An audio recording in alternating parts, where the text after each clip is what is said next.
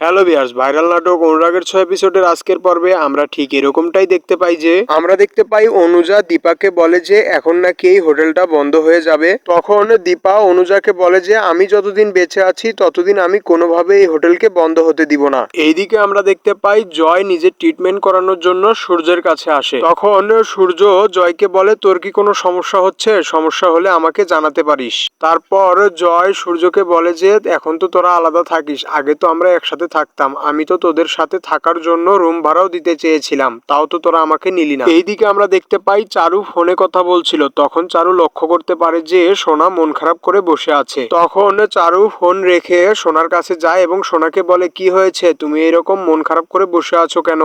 সোনা চারুকে বলে যে আমার এখানে একদমই ভালো লাগছে না, চলো আমরা জয়ীদের বাড়ি থেকে ঘুরে আসি। সো ভিউয়ার্স, এই ছিল আজকের ভাইরাল নাটক অনুরাগের ৬ এপিসোডের মূল পর্ব। এই নাটকের নতুন নতুন পর্বগুলো পেতে আমাদের চ্যানেলটিকে অবশ্যই সাবস্ক্রাইব করে এবং একটি লাইক দিয়ে আমাদের পাশে থাকবেন। ধন্যবাদ।